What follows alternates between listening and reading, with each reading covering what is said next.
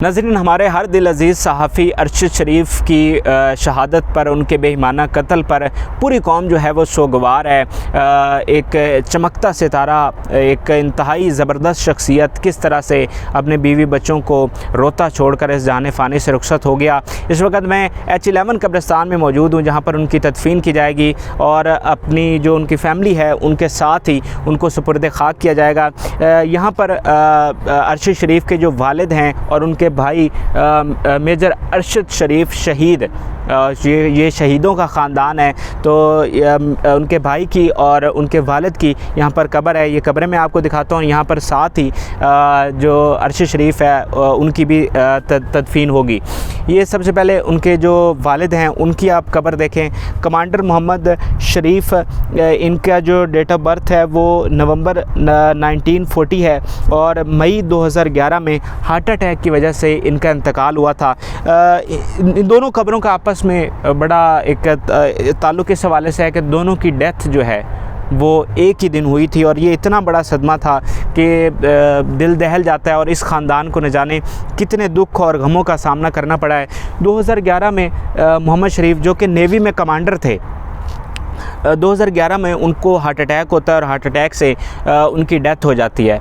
इनके जो बेटे हैं यानी अरशद शरीफ के भाई मेजर मोहम्मद अशरफ शरीफ, इनको जब इतला दी जाती है तो वो अपने वालिद की जनाजे में शिरकत के लिए, उनका आखिरी दीदार करने के लिए घर के लिए रवाना होते हैं। लेकिन ये सफ़र जो है वो सफ़र आखरत में तब्दील हो जाता है और पहले ही घर में एक मातम का समा था, लेकिन ये मातम आखिरी दर्जे पर उस वक़्त पहुँच जाता है जब पता चलता है कि मेजर मोहम्मद अशरफ शरीफ को शहीद कर दिया गया है। जब ये रास्ते में आ रहे थे तो बम इनके ब्लास्ट करके इनकी गाड़ी को उड़ा दिया गया, जिसमें मोहम्मद अशरफ शरीफ जो हैं वो शहीद हो गए। और वो आ तो रहे थे कि अपने वालिद का आखिरी दीदार करें, अपने घर वालों के गम में शरीक हों, अपनी वालदा को आकर सहारा दें, लेकिन उनको क्या पता था जब वो घर से निकले थे कि वही अपनी वालदा के लिए, अपने भाई के लिए, अपनी फ़ैमिली के लिए गम साबित होंगे और हमेशा के लिए दागे मफारकत दे जाएंगे।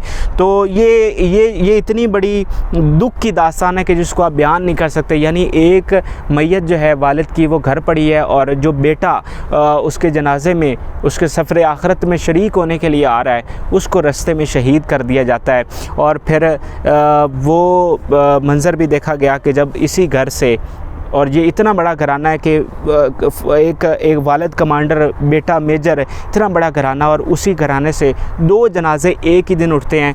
तो दोनों को आप देखें, दोनों के एक ही दिन 9 मई 2011 और 9 मई 2011 दोनों के जनाजे जो हैं वो एक ही दिन उठे और फिर दोनों को एक ही जगह पर यहाँ सुपुर्द खाक किया गया है। और बेटा बाप जो हैं वो साथ साथ अब्दी नींद सो रहे हैं। और अभी मोहम्मद शरीफ का जो दूसरा बेटा है अरशद शरीफ, उनको भी साथ ही सुपुर्द खाक किया जाएगा। तो ये तीनों जो हैं वो अब्दी नींद सो गए। और सोचिए कि उस वालदा पर, उस बीवी पर क्या गुज़रती होगी जिसके 2 जवान बेटे इस तरह शहीद हो गए, और अरशद शरीफ जिसको इंतहाई बेईमाना कत्ल से और प्रदेश में सरेराह मार दिया गया, उनको शहीद कर दिया गया।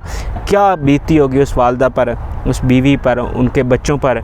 तो ये दोनों की साथ साथ कब्रें हैं और अब अरशद शरीफ की जो कब्र है वो भी साथ जो है वो तैयार की जा रही है। जब अरशद शरीफ जब तक हयात थे अपने वालिदैन की, अपने वालिद की, अब भाई की कब्र पर रेगुलर यहाँ पर आया करते थे। आप देख लें कि इन कब्रों की कितने अच्छे तरीके से उन्होंने जो है वो केयर की हुई है। यहाँ पर फूल लगाए गए हैं। अमूमन हमने आपको लाहौर की और दीगर कब्रें भी दिखाई हैं, वहाँ पर भी क्या मंज़र होता है ये आप बखूबी जानते हैं। लेकिन यहाँ पर आप देखें कि ताज़ा फूल हैं यहाँ पर, और इस तरह लगता है कि रोज़ाना इनकी टेक केयर की जाती है। तो जब ये अब्दी नींद सो गए, अपनी आखिरी आरामगाह को भी अरशद शरीफ और उनकी फ़ैमिली ने इनकी पूरी टेक केयर की, और आज अरशद शरीफ भी ता क़यामत इनके साथ यहाँ पर अब्दी नींद सो गए हैं। तो ये इनकी कब्रें थी और साथ ही जो है वो अरशद शरीफ की कब्र जो है वो तैयार की जा रही है।